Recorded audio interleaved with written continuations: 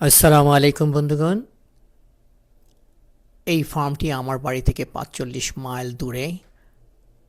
ফার্মের মালিক হলো একজন আরবিক, তার নাম হলো আহমদ। সেই ফার্মটি সে সুন্দরভাবে পরিচালিত করে। এখানে ৪০০ থেকে ৫০০ গরু এই ২০০ একর জমির মধ্যে রাখা হয়। কুরবানির সময় ২০০ থেকে ৩০০ গরু তারা জবাই করে এবং এই কুরবানিতে অনেক মানুষ ৩ দিন লাগিয়ে এই ফার্মে আসা যাওয়া করে। ফার্মটি আসলে ছোটোখাটো একটি স্লটার হাউস। এখানে ফার্মে গরুগুলি রেখে তারা সময় মতো খদ্দের এসে জবাই করে তাদের মতো করে ছোট ছোট পিস করে কেটে নিয়ে যায়। এই ফার্মটি প্রায় ৫ থেকে ৭ বছর হয়েছে চালু হয়েছে। এরকম আরও কিছু ফার্ম আমার শহরের আশেপাশে আছে। তো শহরের বাইরে ৩০ থেকে ৫০-৬০ মাইল দূরে এই ফার্মগুলি হতে হয়। এখানকার সব বর্জ্য যাই উৎকৃষ্ট থাকে সেগুলো সুন্দরভাবে ট্রাকে করে নিয়ে বিশিষ্ট জায়গায় জমা করে দিতে হয়। সিটির রুল রেগুলেশন অনুযায়ী তাদের অনেক কিছুই মেনে চলতে হয়।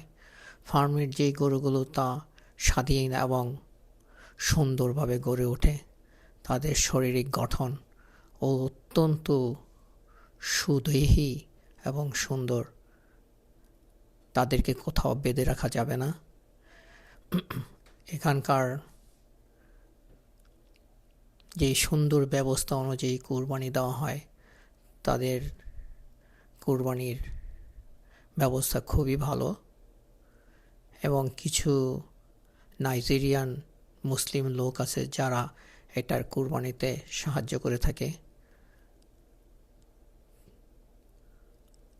কুরবানি গরু জবাই করার পরে তাদেরকে কেটে লম্বা করে রেখে তারপরে টুকরো টুকরো করে একটা রুমের ভিতরে দেওয়া হয়। সেখানে যার যার গরুগুলোকে ছোট ছোট পিস করে যাতে বাড়িতে নিয়ে যাওয়া হয়। কেউ কেউ আবার উৎসাহ সহকারেই এটি করে থাকেন। ভাগ বাটোয়ারা কাটা ব্যবস্থা সবই এখানে আছে এবং ছোটোখাটো খাসি এবং গরুর কুরবানি দেওয়ার পরে এখানে সুন্দর করে পাকিয়ে পিকনিকের মতো খাওয়া হয়।